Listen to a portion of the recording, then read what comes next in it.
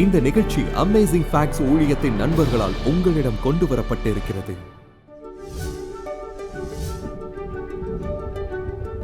மின்னல் ஒரே இடத்தை 2 முறை தாக்காது என்ற பரிச்சயமான நம்பிக்கைக்கு மாறாக உண்மையில் தீவிர மின் சூறாவளியின் போது பல முறை பொருட்களை, ஜனங்களை கூட தாக்குவது அறிந்ததே. உதாரணத்திற்கு புயலின் போது நியூயார்க்கில் உள்ள மாநில பேரரசு கட்டிடம் 15 நிமிடங்களுக்குள் 15 முறை தாக்கப்பட்டது. சில நேரங்களில் மின்னல் உண்மையில் ஒரே இடத்தில் 42 முறை ஒளிக்கற்றை மின்னல்களை வெளியேற்றும். அது அத்தகைய விரைவான அடுத்தடுத்து தொடர்ச்சியான ஒரே மின் வெட்டொளி போல தோன்றும். ஆனால் இவை அனைத்தும் வினாடிக்கு கால் பகுதிக்கும் குறைவாகவே நிகழும். ஒரு மேகத்திலிருந்து மற்றொரு இடத்திற்கு மின்னல் ஏற்படுவது மிகவும் பொதுவானது. மேகங்களுக்கு இடையில் 20 மைல் தூரம் வரை தாவுவது பதிவு செய்யப்பட்டிருக்கிறது. ஆனால் மின்னல் மேகத்திலிருந்து மேகத்திற்கோ அல்லது மேகத்திலிருந்து தரைக்கோ அல்லது தரையிலிருந்து மேகத்திற்கோ நகர்வதோ வானத்தை ஒளிரச் செய்யும் ஞானத்தை, மின் வெட்டொளியை கண்மூடித்தனமாக புரிந்து கொள்வது கடினம். மத்தேயு 24 இயேசு சொல்கிறார், மின்னல் கிழக்கிலிருந்து தோன்றி மேற்கு வரைக்கும் பிரகாசிக்கிறது போல மனுஷகுமாரனுடைய வருகையும் இருக்கும் என்று. அவருடைய வார்த்தை போல அவருடைய வருகை ரகசியம் என்று சிலர் நம்புகிறார்கள். ஆனால் உண்மை என்ன? கிறிஸ்துவின் வருகையை குறித்து வேதம் உண்மையில் என்ன சொல்கிறது என்பதை நாம் உன்னிப்பாக கவனிப்பதற்கு இப்போது என்னுடன் இணையுங்கள். இன்று காலை நம் விளக்க காட்சியில் கிறிஸ்துவின் வருகைக்கான கருப்பொருளை குறித்து பேசப் போகிறேன். மேலும் சீர்திருத்தத்தின் ஆண்டு நிறைவின் பின்னணியில் இந்த சில விஷயங்களை நாங்கள் செய்து வருகிறோம். உங்களுக்கு தெரியுமா தெரியவில்லை, ஆனால் மார்ட்டின் லூதர், மெலன்ஸ்தான், பிலிப் மெலன்ஸ்தான் மற்றும் பல சீர்திருத்தவாதிகள் காலத்தின் சிறந்த வாரம் என்று அழைக்கப்பட்ட ஒன்றை நம்பினார்கள். மனிதனின் வரலாறு சுமார் 6000 ஆண்டுகள் நீடிக்கும் என்றும் பரலோகத்தில் ஆண்டவருடன் 1000 ஆண்டுகள் செலவிடுவோம் என்றும் அவர்கள் நம்பினார்கள். பின்பு அந்த நேரத்தில் பூமி சுத்திகரிக்கப்பட்டு எல்லாம் புதிதாக மாறும். அவர்கள் நினைத்த உலகம் எவ்வளவு காலம் என்ற கால அளவீடு கொஞ்சமாக இருந்தது, வேத யுகங்களை சேர்த்து. ஆனால் அவர்களில் பலர் இதை நம்பினார்கள். எங்கள் இயக்கத்தில் ஒருவரான ஜேஎன் ஆண்ட்ரூஸ், அவர் விசேஷித்த 1000 வாரம் மற்றும் வாரகாலம் பற்றி எழுதினார். அடிப்படையில் அவர் சொல்வது என்னவென்றால், அந்த வசனத்தின் காரணமாக 2 பேதுரு 3ஆம் அதிகாரம் 8வது வசனம், பேதுரு சங்கீதங்களை மேற்கோள் காட்டுகிறார். உமது பார்வைக்கு 1000 வருஷம் நேற்று கழிந்த நாள் போலவும் என்று பேதுரு சொல்கிறார். கர்த்தருக்கு ஒரு நாள் 1000 வருஷம் போலவும் 1000 வருஷம் ஒரு நாள் போலவும் இருக்கிறது என்று. நீங்கள் வேதத்தின் வயதை சேர்க்கும் போது நமக்கு சரியாக தெரியாது. இதை முயற்சி செய்து ஒரு தேதியை குறிக்க வேண்டாம்.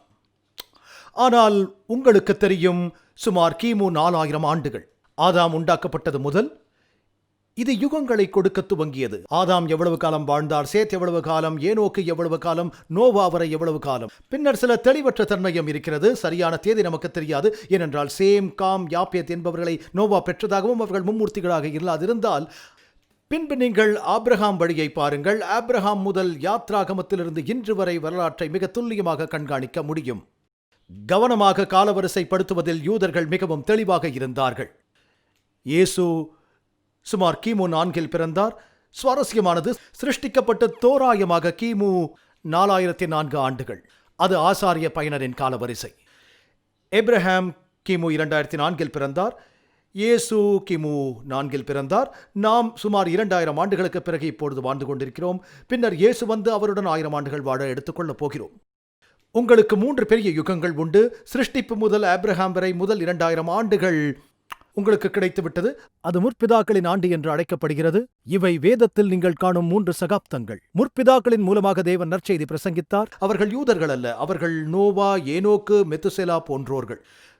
பின்பு எபிரகாம் பிறக்கிறார். அடுத்த 2000 ஆண்டுகளுக்கு தேவன் யூதர்கள், இஸ்ரவேலர்கள், அவருடைய ஜனங்கள் மூலம் சுவிசேஷத்தை பிரசங்கித்தார்.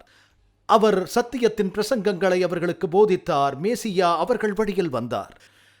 கடந்த 2000 ஆண்டுகளாக சபைகள் மற்றும் ஆவிக்குரிய இஸ்ரவேலர்கள் மூலம் தேவன் உலகத்துக்கு சுவிசேஷத்தை பகிர்ந்து கொண்டிருக்கிறார். கிறிஸ்து வரப்போகிறார். நாம் அவருடன் 1000 ஆண்டுகள் வாழ்வோம், அரசாட்சி செய்வோம். இது கிட்டத்தட்ட 1000 ஆண்டு ஓய்வு நாள் போன்றது. பின்னர் அவர் புதிய வானத்தையும் பூமியையும் உண்டாக்குவார். வேதத்தின் மூலம் இந்த வடிவத்தை நீங்கள் காண முடியும். உங்களுக்கு புதிய எருசலேம் ஒரு மணமகனாக வரப்போகிறது. நல்லது, யாக்கோபு 7 வருடங்கள் லாபானிடத்தில் வேலை செய்து ராக்கேலை திருமணம் முடித்தார். யோசுவாவை பாருங்கள். எரிகோவை சுற்றி யோசுவா எத்தனை முறை வலம் வந்தார்? 7 முறை அல்ல, 13 முறை. எல்லோரும் சொல்கிறார்கள் 6 நாட்களுக்கு ஒரு முறை என்று. 6 நாட்களுக்கு பிறகு 7ஆம் நாளில் 7 முறை அணிவகுத்து எக்காளங்களை ஊதி நகரத்தை சுதந்தரித்தார்கள்.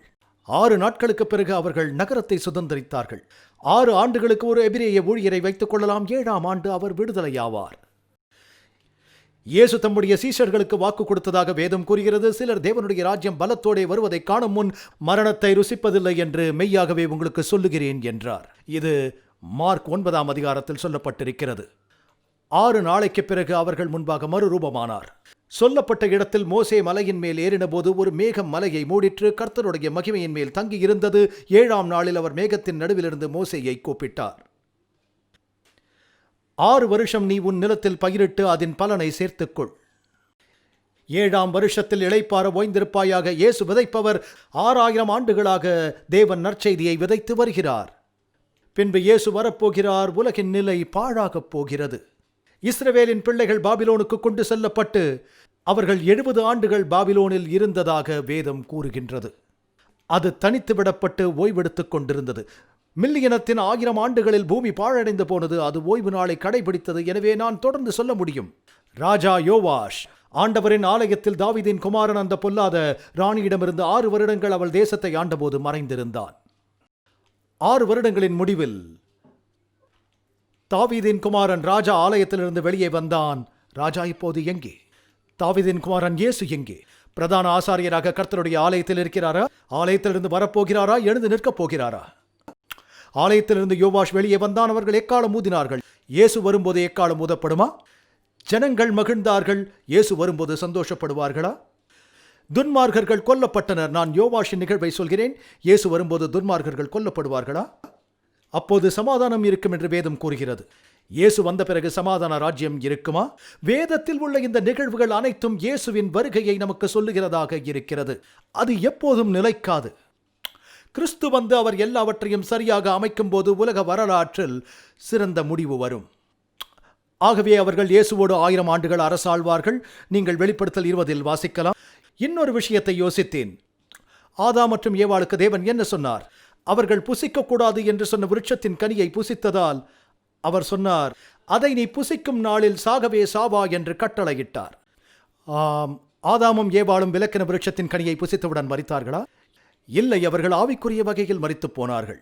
அவர்கள் நிர்வாணத்தை கண்டதால் அவர்களின் வெளிச்சம் வெளியே போனது. ஆனால் ஆண்டவருடன் ஒரு நாள் 1000 ஆண்டுகள் போல் இருந்தால் ஆதாம் எவ்வளவு காலம் வாழ்ந்தார்? 930. தேவன் உங்களை உண்டாக்கி இருக்கிறார். நீங்கள் என்றென்றும் வாழ வேண்டும். முதல் 1000 ஆண்டுகளுக்குள் நீங்கள் மரித்துவிட்டால் பேரழிவிற்கு உள்ளாவீர்கள். நீங்களும் நானும் 3 அல்லது 10 இன்னும் சில வெற்றிகளோடு வாழ்கிறோம். அவர்கள் கிட்டத்தட்ட 1000 ஆண்டுகள் வாழ்ந்தார்கள். ஒரு நபரை தவிர வேறு யாரும் 1000ற்கு கிட்டத்தட்ட வாழவில்லை. ஏனோக்கு, யாவரும் மெதுசேலா கூட 969 ஆண்டுகள். நீ புசிக்கும் நாளில் சாகவே சாவாய். ஆகவே இன்று நம் ஆய்வு ராஜா வரும்போது எப்படி இருக்கும்? கிறிஸ்து வருவதற்கான சில அடையாளங்களை பற்றி பேசப் போகிறோம். ஆண்டவர் வரப்போகிற தேதியை உங்களுக்கு கொடுக்கப் போவதில்லை. ஆனால் இயேசு எவ்வாறு திரும்பி வருவார் என்பது குறித்து கிறிஸ்துவ உலகில் உள்ள சில தவறான புரிதல்களை பற்றி பேசப் போகிறோம். ஏனென்றால் அது பலரை ஒரு பெரிய ஏமாற்றத்திற்கு கொண்டு செல்கிறது. எனவே இதை நாம் புரிந்து கொள்ள வேண்டும். முதல் கேள்வி, பரலோக ராஜ்யத்திலிருந்து விரைவில் வெளிப்படப் போகிற ராஜா யார்? கர்த்தருடைய ஆலயத்திலிருந்து யோவாஷ் வெளியே வந்தபோது அவர்கள் எக்காலம் ஊதினார்கள். அப்படியே அது ஓய்வு நாள் தொடங்குவதற்கு சற்று முன்பு. காவலர் மாறும்போது 1000வது ஓய்வு நாளில் இயேசு ஆலயத்திலிருந்து வெளியே வரப்போகிறார். அதோடு மிகாவேல் எழுந்து நிற்கும் போது ஒரு பெரிய சிக்கல் இருக்கும். பின்பு நான் பார்த்தபோது இதோ வெண்மையான மேகத்தையும் அந்த மேகத்தின் மேல் மனுஷகுமாரனுக்கு ஒப்பானவராய் தமது சிரசின் மேல் பொற்கிரீடத்தையும் ஒருவர் உட்கார்ந்திருக்கிறதையும் கண்டேன். இயேசு வரப்போகிற மனுஷகுமாரன். இரண்டாவது கேள்வி, இயேசு வரும்போது அமைதியாக வருவாரா? இப்போது இங்குதான் நிறைய பேர் தவறாக புரிந்து கொள்கிறார்கள். இது ஒரு ரகசியமாக இருக்கப் போகிறது என்று நினைக்கிறார்கள். அதோடு இயேசுவின் 2வது வருகை வேதத்தின் சத்தமான நிகழ்வு என்று வேதம் கூறுகிறது. இதை குறித்து பேசும் சில வசனங்களை பார்க்கலாம். ஆண்டவரே 1 தெசலோனிக்கேயர் 4:16, தேவ எக்காலத்தோடும் வானத்திலிருந்து இறங்கி வருவார் சத்தத்தோடு. பின்னர் அது தொடர்கிறது பிரதான தூதனுடைய சத்தத்தோடும் எக்காலம் கேட்கப் போகிற மற்றொரு விஷயம். எரேமியா 25:30 ஆண்டவரின் வருகையை பேசுகையில் கர்த்தர் உயரத்திலிருந்து கெர்ச்சித்து தமது பரிசுத்த வாசஸ்தலத்திலிருந்து சத்தத்தை காட்டி என்று கூறுகிறது. ஆண்டவர் வரும்போது கர்ஜனை இருக்கப் போகிறது. தம்முடைய தாபரத்துக்கு விரோதமாய் கெர்ச்சிக்கவே கெர்ச்சித்து அவர் சத்தமிடுவார். மீண்டும் சங்கீதம் 53வது வசனம். ஆண்டவர் அமைதியாக வருவாரா? நம்முடைய தேவன் வருவார், மௌனமாயிரார்.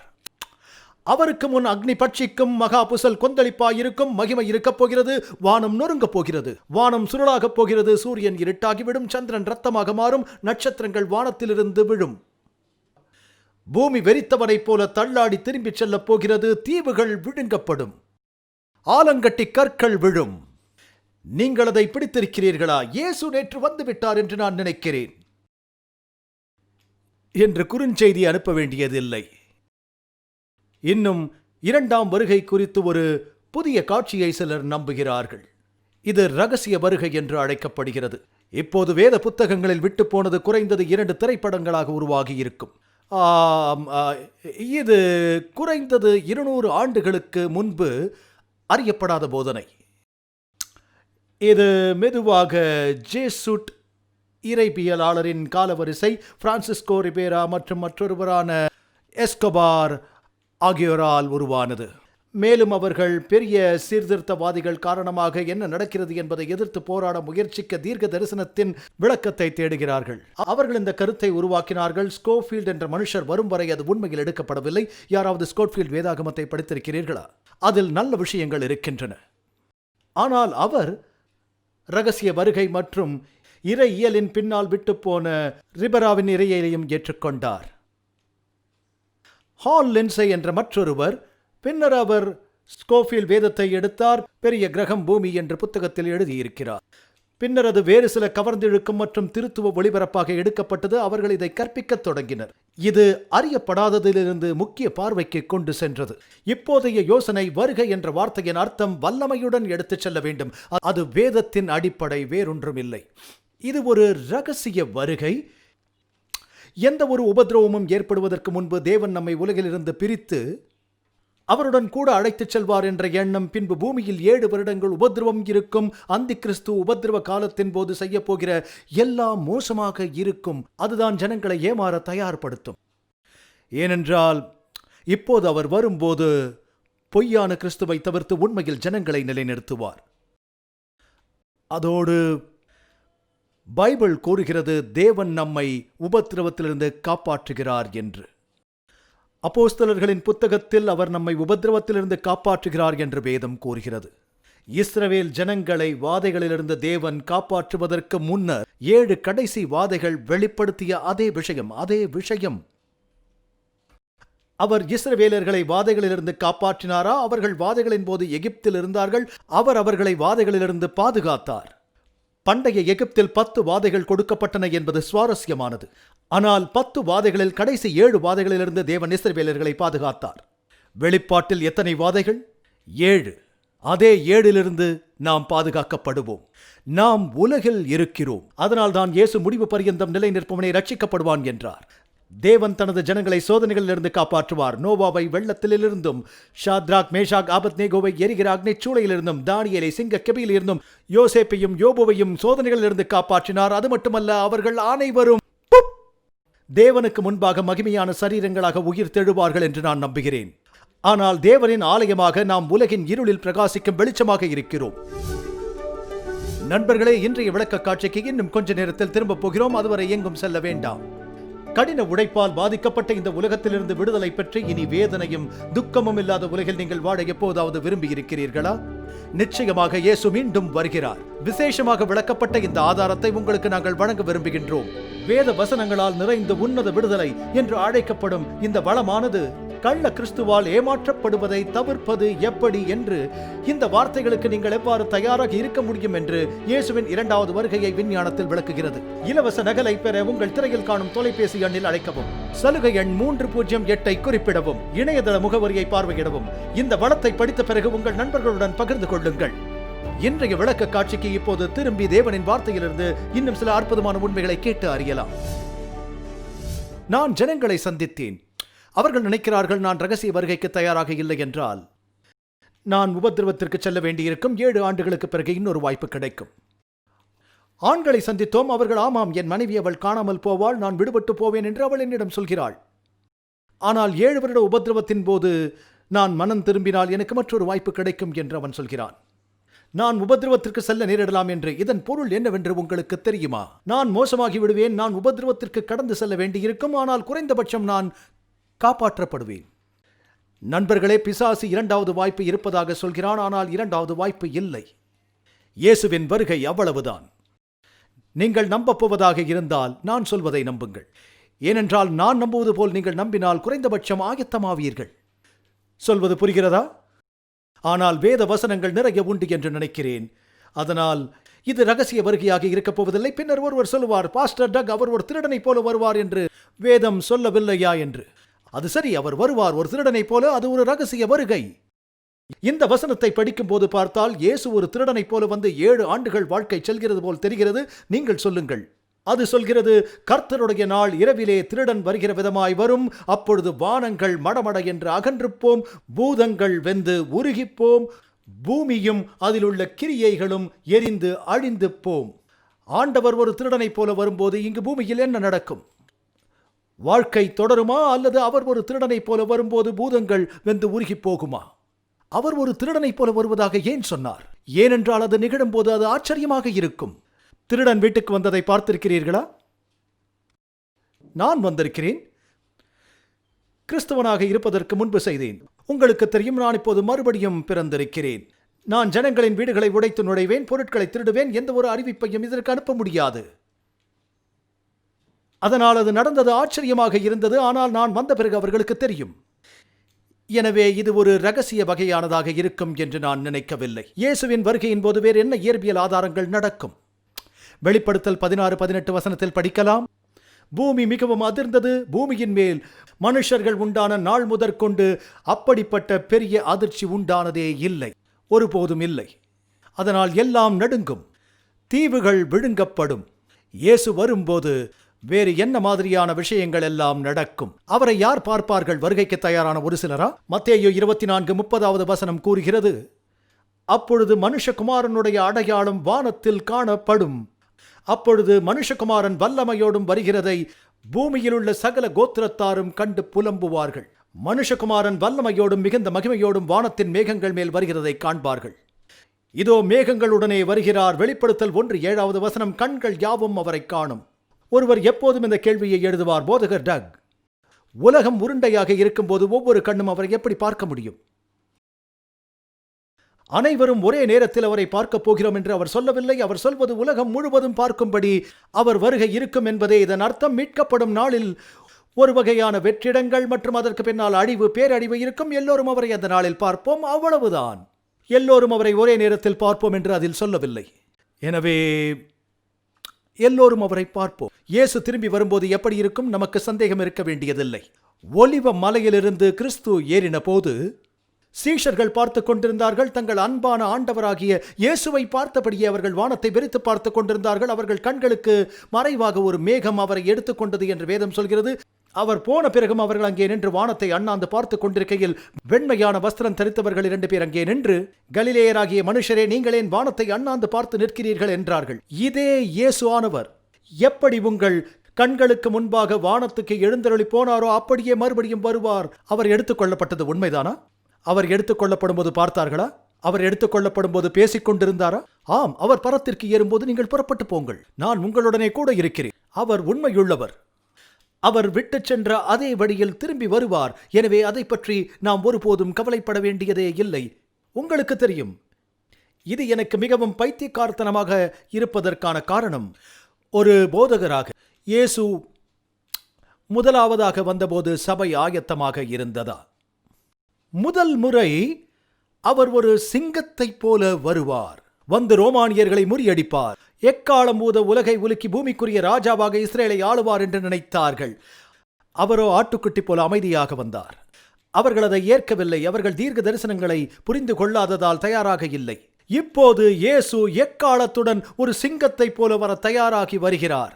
சபை அவர் அமைதியாக வருவார் என்று சொல்கிறது. இந்த நேரத்தில் பிசாசு எப்போதும் சபையாரிடத்தில் தீர்க்க தரிசனங்களை தவறாக புரிந்து கொள்ள வேலை செய்கிறான். அவர்கள் தயாராக இல்லை. முதல் முறை வந்தபோது தயாராக இருந்தார்களா? இல்லை.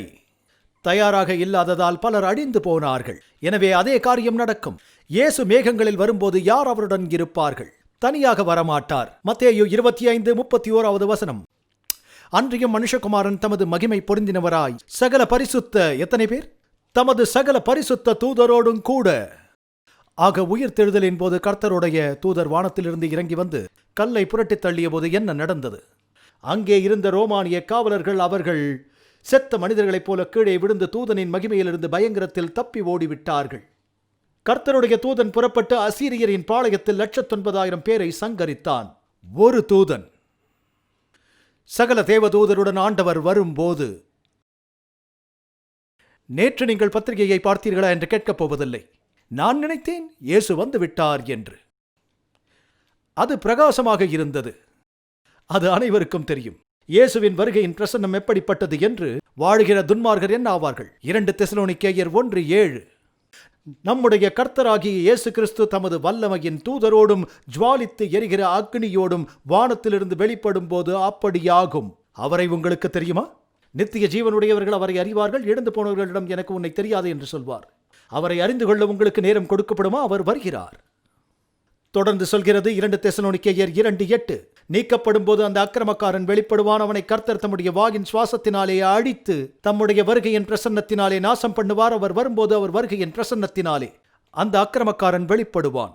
இயேசுவின் வருகையில் மரித்த நீதிமான்களுக்கு என்ன நடக்கும்? இது ஒரு நல்ல செய்தி, மிக நல்ல செய்தி. கிறிஸ்துவுக்குள் மரித்தவர்கள் முதலாவதாக எழுந்திருப்பார்கள் என்று வேதம் சொல்கிறது. பூமியின் தூளிலே நித்திரை பண்ணுகிறவர்களாகிய அநேகரில் சிலர் நித்திய ஜீவனுக்கு எழுந்திருப்பார்கள், கிறிஸ்துவுக்குள் மரித்தவர்கள். 20ஆம் அதிகாரத்தில் வாசிக்கலாம், இதுவே முதலாம் உயிர் தெழுதல் என்று. எங்கிருந்தாலும் எது நடந்தாலும் என்ன கிடைக்கும்? 2வது குறைந்தது. நீங்கள் அதில் இருக்க விரும்ப மாட்டீர்கள். இப்போது உயிரோடு இருப்பவர்களுக்கும் உயிர்த்தெழுந்த பரிசுத்தவான்களுக்கும் என்ன நடக்கும்? ரட்சிக்கப்பட்ட வாழ்கிற பரிசுத்தவான்களுக்கு அவர்களின் சரீரத்தில் ஒரு மாற்றம் வரும் என்று அது கூறுகிறது. அப்பொழுது மரித்தோர் அழிவில்லாதவர்களாய் எழுந்திருப்பார்கள். நாமும் மறுரூபமாக்கப்படுவோம். அழிவுள்ளதாகிய இது அழியாமையை தரித்துக் கொள்ள வேண்டும். இந்த அழிவுக்கேதுவான சரீரம் சாவுக்கேதுவாகிய இது சாவாமையையும் தரித்துக் கொள்ள வேண்டும். இந்த மரணமானது அழியாத தன்மையை கொண்டிருக்கும். சாவுக்கேதுவாகிய இது சாவாமையையும் தரித்துக் கொள்ள வேண்டும். நாம் இமைப்பொழுதில் மறுரூபமாக்கப்படுவோம். எனவே மீண்டும் இது ஒரு ரகசியம் போல இருக்கிறதா?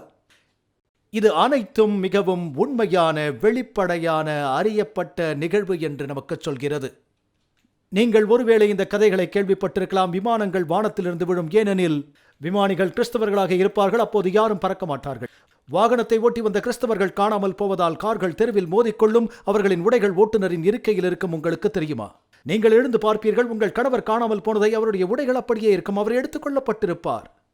அவர்கள் அதை எப்படி தெரிந்து கொள்வார்கள்? 2வது வருகையை பற்றி பேசும் இயேசு. 2 ஸ்திரீகள் எந்திரம் அரைத்துக் கொண்டிருப்பார்கள். ஒருத்தி ஏற்றுக்கொள்ளப்படுவாள். 2 வயலில் இருப்பார்கள். ஒருவன் ஏற்கப்படுவான், மற்றொருவன் மறுக்கப்படுவான். பின்னர் லூக்கா காட்சியை சேர்க்கிறார். ஒரே படுக்கையில் 2 பேர். ஒருவன் ஏற்கப்படுவான், இன்னொருவன் கைவிடப்படுவான். அதற்கு என்ன பொருள்? வேதாகம தீர்க்க தரிசனத்தில் ஒரு பெண் எதை குறிக்கிறாள்? சபை.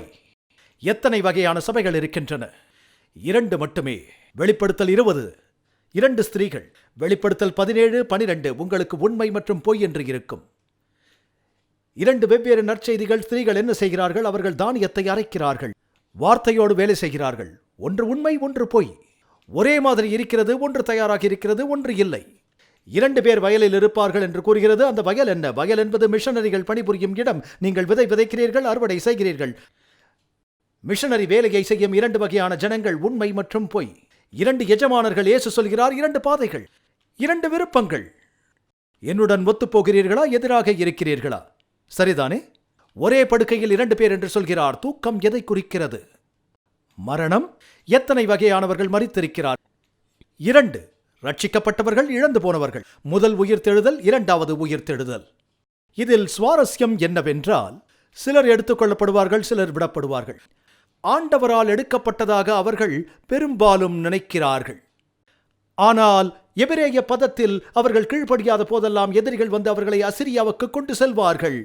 அவர்களை எகிப்துக்கு அழைத்துச் செல்வார்கள், பாபிலோனுக்கு அழைத்துச் செல்வார்கள். வேதம் சொல்கிறது, ஜல பிரளயம் வந்து அனைவரையும் வாரிக்கொண்டு போக மட்டும் உணராதிருந்தார்கள் துன்மார்க்கர்கள். எனவே கொண்டு செல்லப்பட்ட வாக்களிக்கப்பட்ட தேசத்திற்கு வெளியே இளைப்பாறும் ஸ்தலத்திற்கு எடுத்துக் கொள்ளப்பட வேண்டும் என்பதே. அவர்கள் அடைந்திருக்கிறார்கள். அவருக்கு பிரதியுத்தரமாக, எங்கே ஆண்டவரே என்றார்கள். அதற்கு அவர், பிணம் எங்கேயோ அங்கே கழுகுகள் வந்து கூடும் என்றார். நீங்கள் இப்படி அழைத்து போக விரும்ப மாட்டீர்கள் இல்லையா? சபைகள் குழப்பமடைந்திருக்கிறது. இயேசுவின் இரண்டாவது வருகையில் தேவதூதர்கள் என்ன செய்வார்கள்? அவர் தனது தேவதூதர்களை அனுப்புவார் என்று வேதம் கூறுகிறது. அவரால் தெரிந்து கொள்ளப்பட்டவர்களை 4 திசைகளிலிருந்து, வடக்கு, தெற்கு, கிழக்கு, மேற்கு, அவர்கள் ஆண்டவரிடம் கொண்டு செல்வார்கள். அவர்கள் ஆண்டவருடன் கொண்டு செல்லப்படுவார்கள். இப்போது இரண்டாவது வருகைக்கு சற்று முன்பு நாம் வாழ்ந்து வருவதால் இந்த பரிசுத்தமான மகிமையான நிகழ்வை நாம் எவ்வாறு தொடர்பு படுத்தலாம்? இதுபோன்ற விளக்க காட்சியை இதற்கு முன்பு எத்தனை பேர் கேள்விப்பட்டிருக்கிறீர்கள்? இரண்டாம் வருகையை குறித்து இது உங்களை கொஞ்சம் மாற்றி இருக்கிறதா? இரண்டாம் வருகையை குறித்து நாம் ஏன் பேசுகிறோம்? சிலர் அவர் வரும்போது வரட்டும், அவர் வருகையை குறித்து கவலைப்பட வேண்டாம் என்கிறார்கள். தனிப்பட்ட முறையில் அவர்களை 7ஆம் நாள் வருகை சபை என்று அழைக்கிறோம். இதன் பொருள், இயேசுவின் வருகை என்பது சீக்கிரம் இருப்பது குறித்து நாம் உற்சாகம் கொள்ளலாம். ஆகையால் நீங்கள் புறப்பட்டு போய் சகல ஜாதிகளையும் சீஷராக்கி அவர்களுக்கு ஞான ஸ்நானம் கொடுங்கள் என்று இயேசு சொன்னார். இந்த உலகத்திற்கு ஒரு குறிப்பிட்ட நேரம் கொடுக்கப்பட்டு இருப்பதை ஜனங்கள் அறிந்து கொள்ள அவர் விரும்புகிறார். அதற்கு நாம் ஆயத்தப்பட வேண்டும். வேறு ஒன்றும் இல்லை என்றால், உங்கள் வாழ்க்கையில் ஒரு குறிப்பிட்ட அளவு நேரம் கொடுக்கப்பட்டிருக்கிறது. ஒரு நல்ல செய்தி இருக்கிறது. இந்த உலகம் என்றென்றைக்கும் நிலை நிற்கப் போவதில்லை. அதிலும் தேவனின் நன்மை சொல்கிறது, பாவமும் துன்பமும் வேதனையும் அழியாமல் இருந்தால் அது பயங்கரம் அல்லவா? இயேசு மறுபடியும் வருவது நல்ல செய்தி. இவை அனைத்தும் தீர்க்கப்பட போகிறது. தீர்க்க தரிசன பரிசலின் அருமையான உண்மைகளை அறிந்து கொள்ளும் வேத பாட அனுபவங்களோடு நீங்கள் சிறந்த வேத நிபுணராக மாறிவிடலாம். இந்த எளிமையான 24 பாடங்கள் மூலம் கடைசி கால தீர்க்க தரிசனங்களை பற்றி வேதம் என்ன சொல்கிறது, இந்த வாழ்க்கைக்கு பிறகுள்ள ஜீவியம் என்ற அனைத்தையும் அறிந்து கொள்ளலாம். இது மட்டுமல்ல, இவை முற்றிலும் இலவசம். Storacles.com, இதை தவறவிடாதீர்கள். Storacles.com இல் இன்றைக்கு நீங்கள் சந்தோஷமாக, ஆரோக்கியமாக வாழ தேவையான பதில்களை பெற்றுக்கொள்ள ஏதுவாக இருக்கும். 50 வருடங்களுக்கும் மேலாக அமேசிங் ஃபேக்ட் ஊழியங்கள் நற்செய்தியை உலகம் முழுவதும் பகிர்ந்து கொண்டிருக்கிறது. இயேசுவின் சித்தத்தின்படி அனைத்து மக்களுக்கும் நித்திய சுவிசேஷத்தை அறிவித்துக் கொண்டிருக்கிறது. உங்கள் ஜெபத்திற்கும் ஆதரவிற்கும் நன்றி.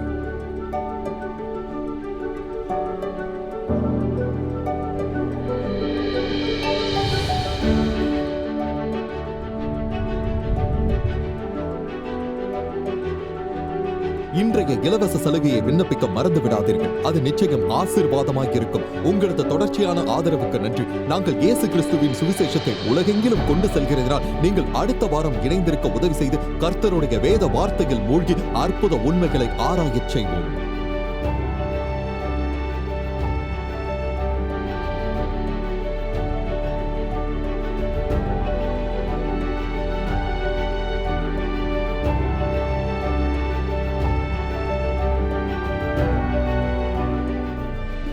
இந்த நிகழ்ச்சி அமேசிங் ஃபேக்ட்ஸ் ஊழியத்தின் நண்பர்களால் உங்களிடம் கொண்டு வரப்பட்டிருக்கிறது.